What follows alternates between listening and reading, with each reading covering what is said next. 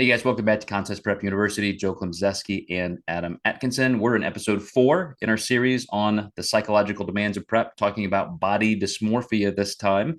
And I'm going to kind of skip toward the end, Adam, because I think it's the most obvious. But as people start getting leaner, we get all those same questions. We get all those same comments like, man, I'm getting too scrawny. Everybody's saying I look sick. Everybody's, asking me if I have cancer and all these things. And maybe this is not a good thing. Maybe I shouldn't lose as much. And it's very easy as we look in the mirror and we think about those social responses to let that self-doubt creep in. And I think that's where the objectiveness of having a coach, another set of eyes, somebody who's got the experience can really help. And we need to rely on that sometimes more than others. Yeah, definitely.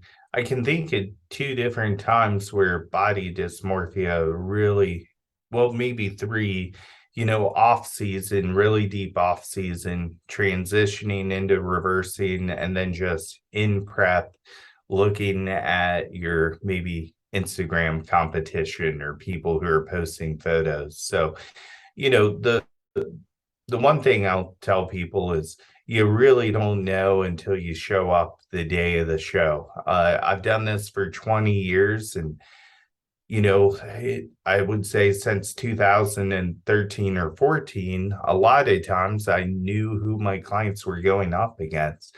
And there were a lot of times where I thought maybe my clients were going to get beat. And then in a judged sport, they did not, whether that person didn't look as good in person. Maybe they cut water and looked horrible on show day. My client ended up beating those people.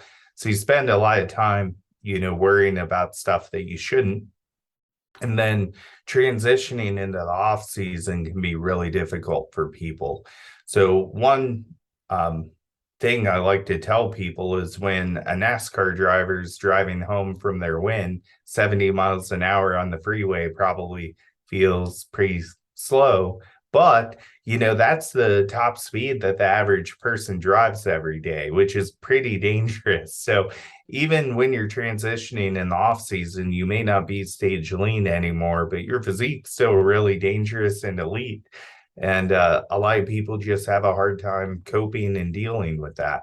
Mhm. Yeah, and you covered the second half of that continuum, which is when you're not in your best condition at the end of prep. Then we start having those same disillusionments and so forth in the other direction.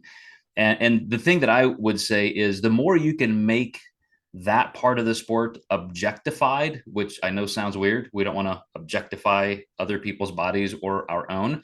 But in physique sport, there has to be a little space between your emotions and your performance, just like any performance sport. If you miss a free throw, you don't go, stick a gun in your mouth after the game. You practice and you do better, and you realize not everybody makes every shot. Same thing here. You just have to say, man, I'm working on everything I can work on.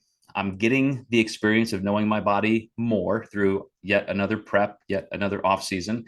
And I'm just going to do the best I can. I've got the support of amazing friends and coaches, maybe peers, and that's okay. It's still a sport, and you're going to learn to just take some of those dysmorphic thoughts away and realize that we're all in this. We all have those doubts from time to time, but we have to wait until we have all the analytics, like you said. We don't know how we're going to do, and just take it all in stride. Yeah, just take it a day at a time. And yeah, just make it your journey, not anyone else's journey. So also don't let someone else's physique give you dysmorphia about your own. Yeah, and that's the thing with genetics, and you and I often, I love to use the phrase from literature. We're omnipotent narrators. We have all this experience. We've worked with thousands of clients. So you can take this person who's here. They don't even know yet how this experience is going to roll out, but you have a pretty good idea. Like, where they're at, where they're headed, and you can't always tell them everything. You've got to let them experience it along the way. And as clients, you have to realize that you can't even understand what you have not yet experienced.